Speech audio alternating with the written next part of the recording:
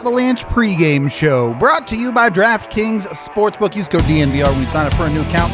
Rudo and Blais coming at you on this one. I forgot to take my hoodie off. Oh, well. We're repping Gap today.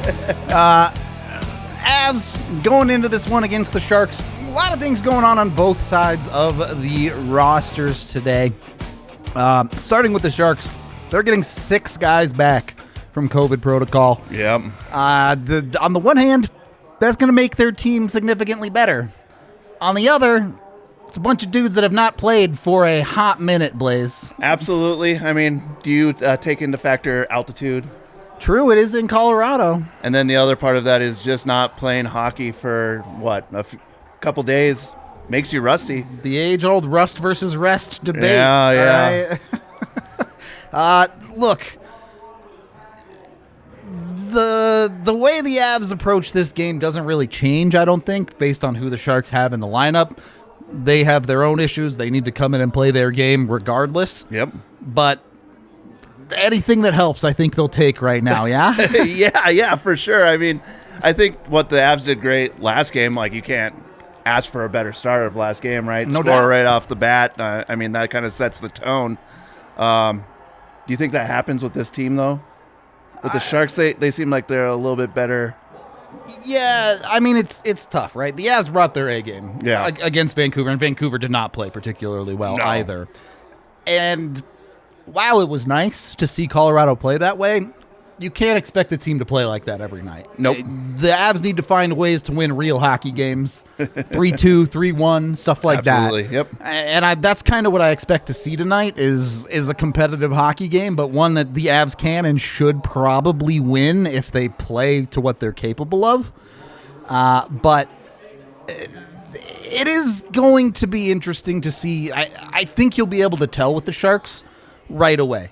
If they start hot, you're going to say, all right, they're not rusty. The Avs are going to have to do work in this one. But if the Sharks start a little bit slow, to your point, the first goal could really set the Avs on the right track in this one.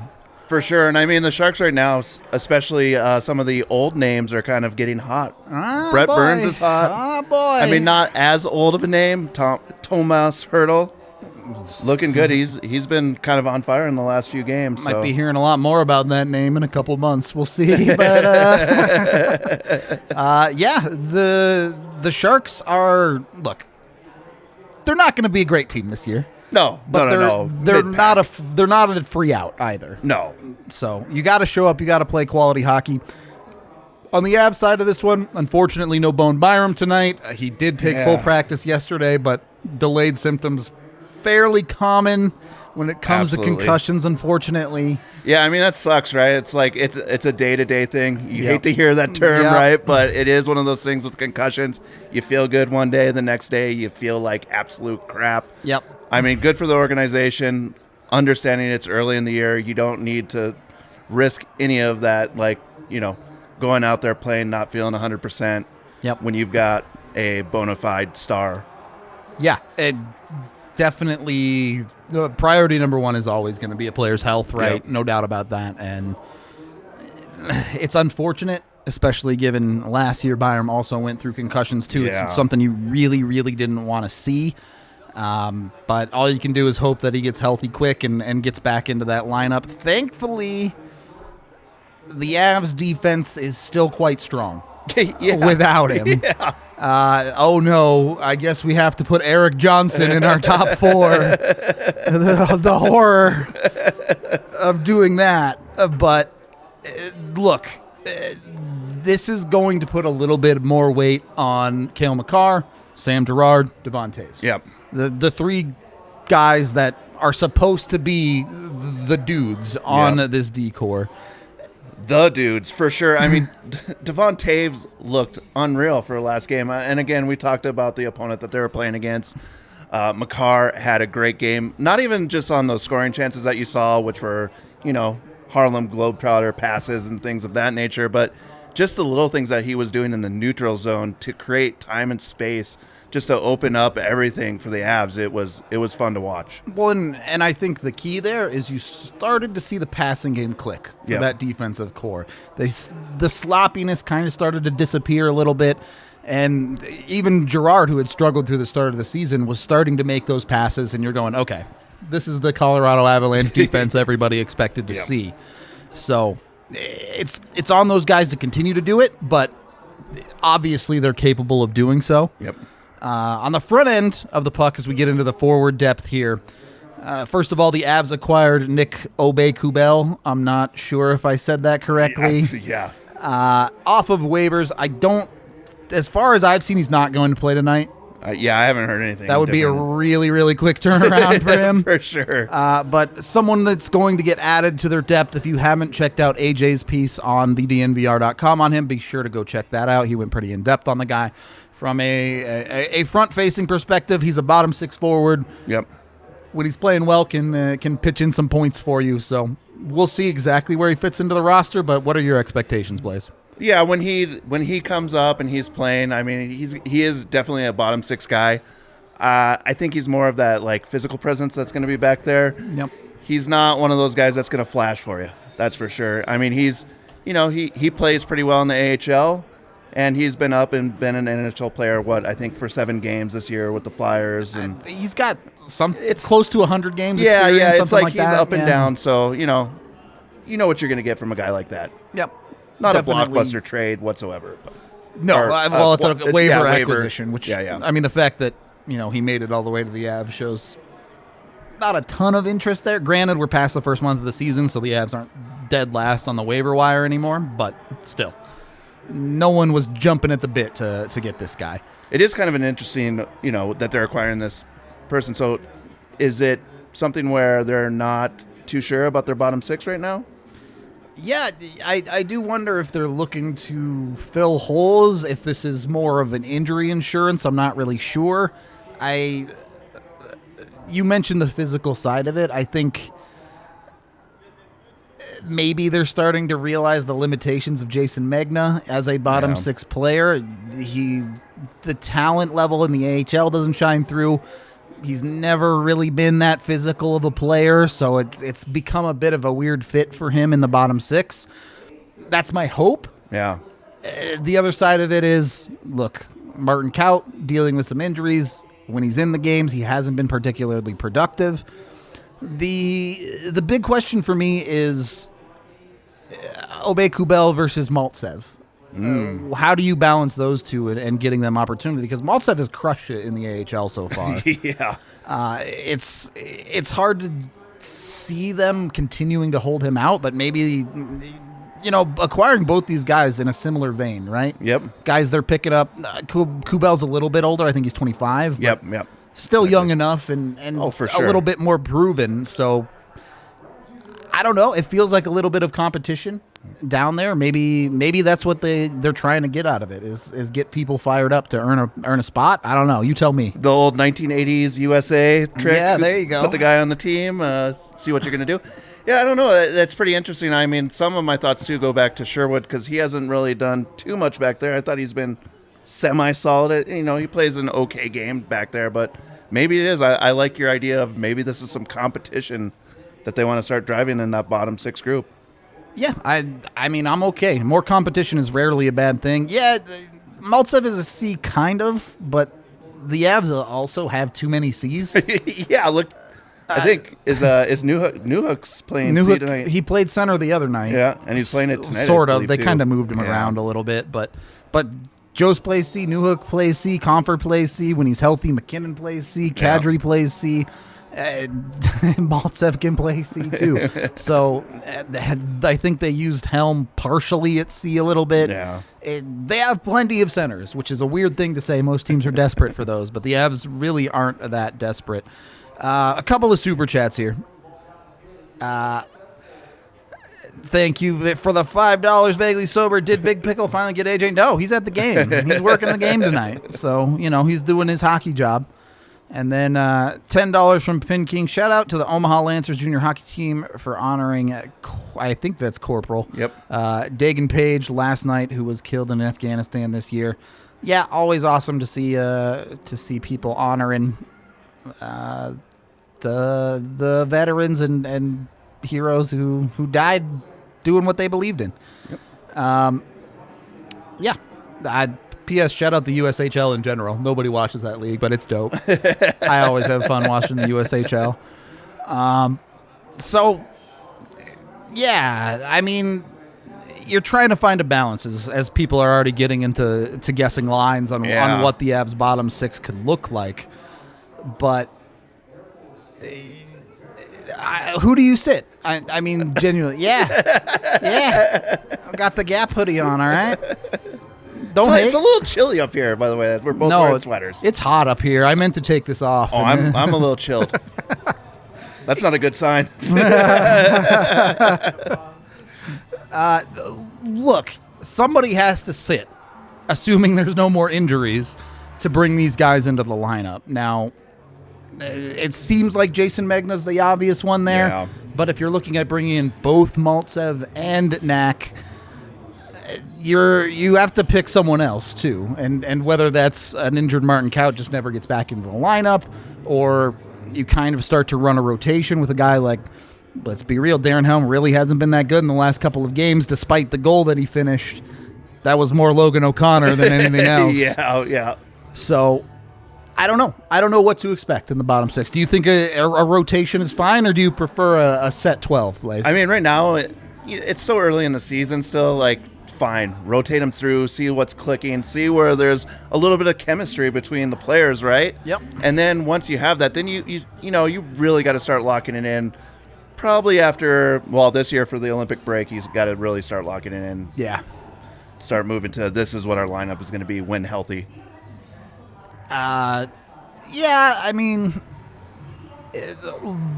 so far it's been hard for the Avs to lock in anything because of the injuries, right? Absolutely. But,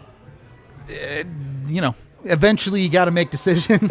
Eventually you got to say this is the team we're going with and play it as best you can. Maybe the Avs never get healthy, but that's true. And we're talking about Jared Bednar, the blender. That's him. The blendnar. Keep the blending to the lineup. You don't have to start throwing in other bodies as well. You get all sorts of nonsense in on that front. The other side, to not just the forward depth, but the guys at the top of the lineup too, special teams. The Avs finally found a little bit of something the other night against Vancouver on special teams. That's not going to be as easy tonight. It's not. The Sharks are actually really good on the penalty kill this year. They're, I believe, in the very, very top of the league. Top 5 at least, I think they're like second. Oof. I mean, I can check it, but it's not going to be as easy. Definitely not. Got a confidence boost for the Avs last game. Yep. So hopefully that kind of propels them to keep on doing what they've been doing, which is passing the puck and getting entries into that so hard offensive zone that they've been trying to get into for the last, since the start of the season. I don't know how deep I want to get into this drop pass conversation, but we did see on the Avs' first goal the other night, Kadri goes back, gets the puck himself, takes it himself, no drop pass, gets into the zone for Colorado, and they score essentially a rush goal on the power play. Yep. And I'm hoping that kind of something flipped in their brains where the Avs remembered, oh, right, we just outskate teams. Yep. That's how we score goals. We don't sit back and try and get set up all that often, especially without Nathan McKinnon in the lineup to help with that. So and the film's out on the Avs power play, right? For sure. They've seen that set up. They're preparing for it. So it's a good thing to mix up. I mean, we've been talking about this every game. It was like they've got to mix this up. They got to do something where maybe it's the fake drop pass and then skate into the zone.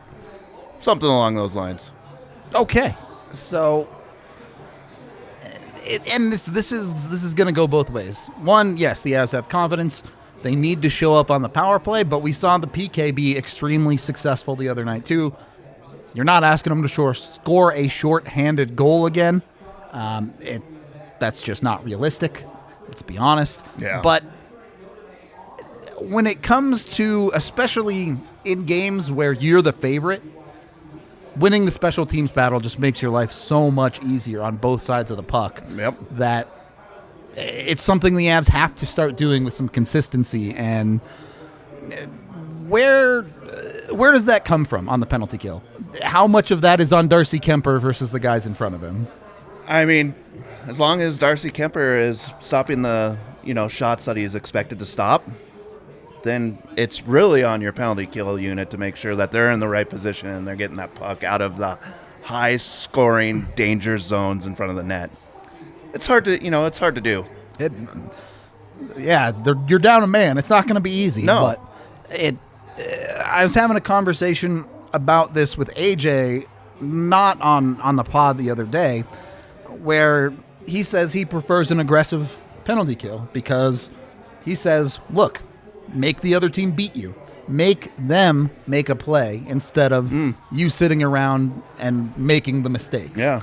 You agree with that, or do you like the more passive style? I mean, with the skill set that you have on the Avalanche, with the skating ability, I think you can pull that off. It's a little scary, and you will get scored on. But It's again, gonna if happen. you're taking away time and space in hockey, even if you're shorthanded, I mean, it's making the other guys think quicker and make passes faster, so everything speeds up for that team. So you're hoping that they're going to screw up. Yep. But if they get somebody wide open, they're going to be wide open because you're chasing the puck a little bit as well on the penalty kill. And that's going to happen. If you play an aggressive style, sometimes you're going to get beat, and you have to just tip your cap and say, got beat on that one.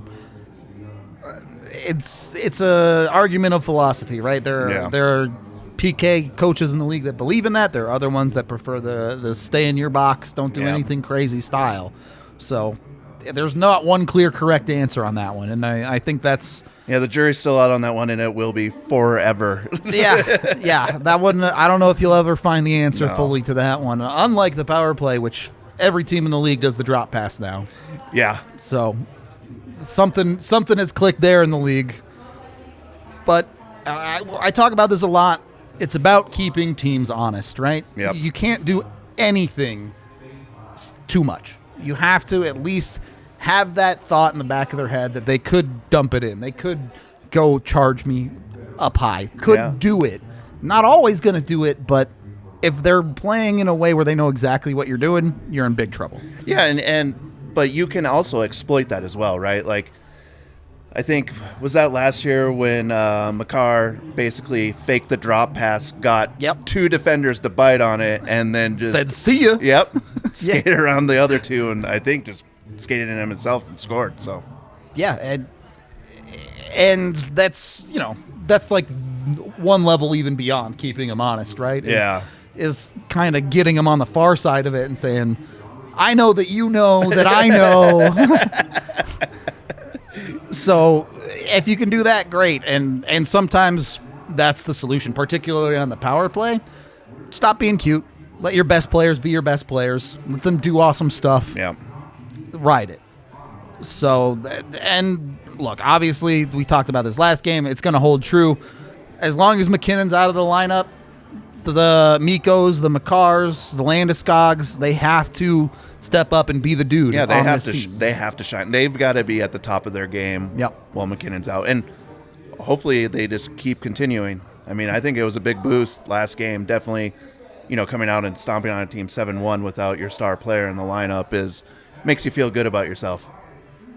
Yeah, and look, it's incredible how important confidence is in professional sports. Like, all these dudes are human too. They get down on themselves. When they're high on themselves. They think they can do anything, and most of the time they're talented enough to actually do it if they believe in it. So, look, this team, I think, is kind of at a crossroads. Not necessarily in this game, but over the next handful of games.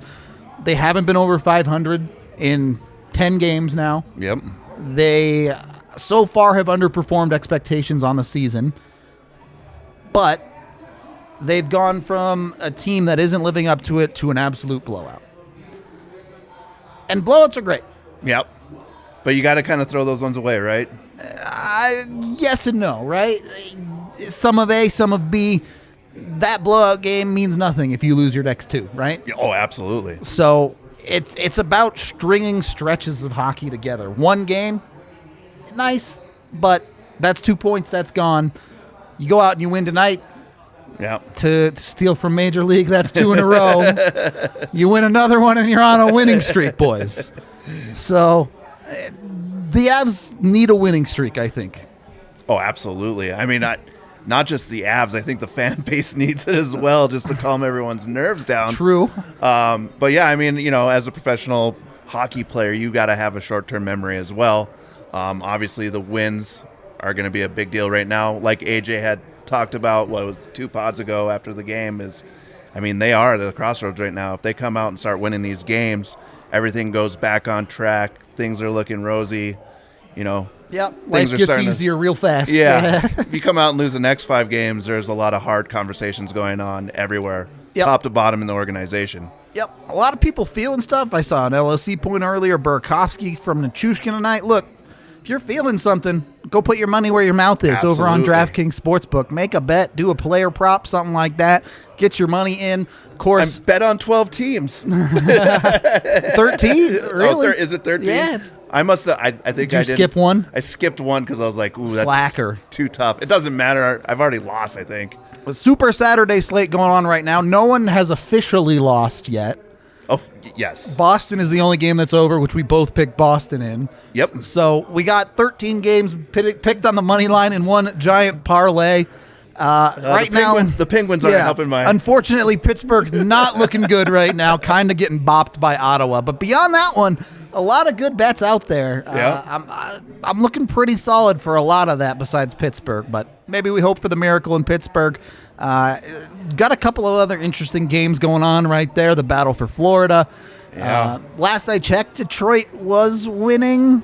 They came back. I think it's 2-1 now. Let me look. I've got this supercomputer in my pocket. Yeah, just bring up NHL scores here, and we'll see exactly where they're at. Let's see. Wings are up 2-1 right now. They're still up 2-1 on Montreal, so that one's looking good for me. Arizona wasn't losing yet which I picked Arizona. They are losing now 2-0. Oh, God. All right. I picked the Preds in that one.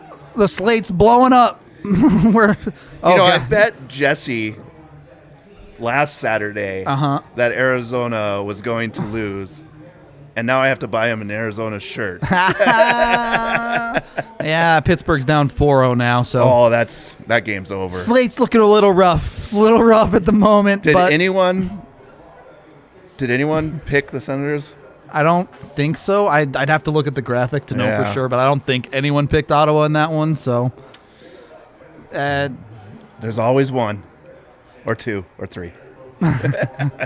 Yeah, I know a lot of you out-of-towners can't bet yet, but soon enough it'll happen.